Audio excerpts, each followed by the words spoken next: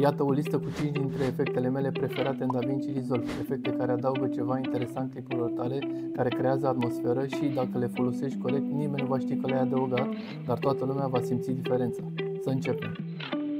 Split Screen. Trage 3 clipuri în timeline și pune-le suprapuse unul peste altul. Selectează primul clip, mergi la Effects, Open Effects, caută Video Collage și trage-l peste primul clip. Cu primul clip selectat, mergi în Inspector, Effects și setează la Workflow Create Tile. În Layout, alege Column 3 pentru 3 ferestre și Rows 1.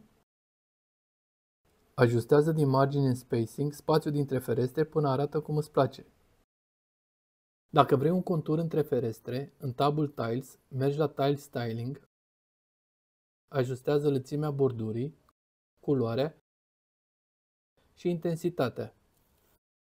Selectează primul clip, Ctrl-C să-l copiezi, apoi selectează al doilea și al treilea clip, dă-i click dreapta, Paste Attributes și aplică-le. Selectează clipul 2, mergi la Tiles, alege Tile 2 pentru al doilea panou și ajustează-i poziția. Selectează clipul 3, apoi alege Tile 3 și face același lucru. Pentru o încadrare mai bună, folosește Globals și corectează poziția și dimensiunea fiecărui clip. De asemenea, poți schimba și poziția imaginii din chenar. Mergi la Video și ajustează după bunul plac.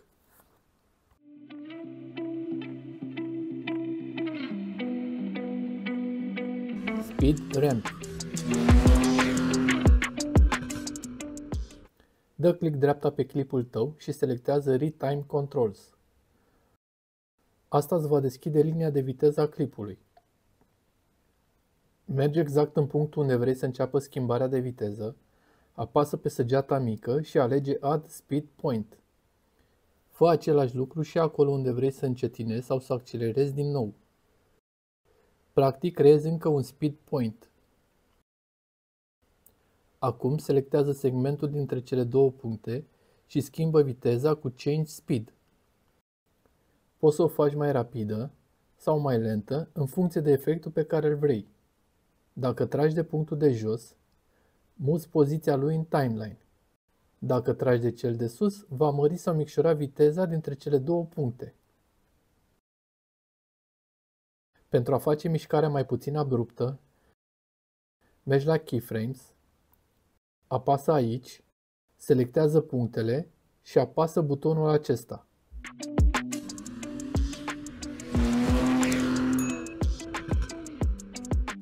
Light Rays sau raze de lumină. Adaugă clipul în timeline, apoi mergi la Color Page. În partea dreaptă, intră la Effects și caută Light Rays. Trage efectul peste nodul 1. Dacă vrei un efect mai dramatic, schimbă Edge, astfel vei obține raze mai vizibile și mai puternice. Ajustează poziția razelor, modificând valorile X și Y, astfel încât să pară că vin dintr-o sursă reală de lumină, soare, fereastră sau bec. La lungime, reglează cât de departe se întind razele. Poți să mai modifici și Soften pentru a le face mai fine, Brightness pentru intensitate și, bineînțeles, culoarea razelor, ca să se potrivească atmosferei scenei.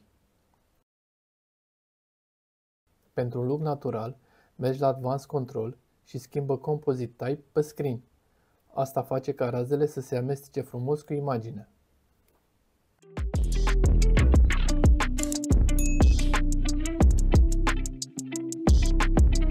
Digital Glitch. Trage un adjustment clip din Effects și pune-l deasupra clipului tău din timeline. Practic, adjustment clipul e ca un strat transparent pe care pui efectele fără să atingi clipul original. Mergi la Effects, caută Digital Glitch și trage efectul peste adjustment clip. Selectează adjustment clipul, mergi în Inspector, Effects și joacă-te cu setările. Intensitatea, cât de puternic vrei să fie glitch-ul, înălțimea și lățimea, distorsiunile verticale și orizontale. poți schimba culorile glitch-ului pentru un efect mai creativ. Dacă vrei efectul doar pe o parte a clipului, pur și simplu micșorează adjustment clipul și mută-l exact unde vrei în timeline.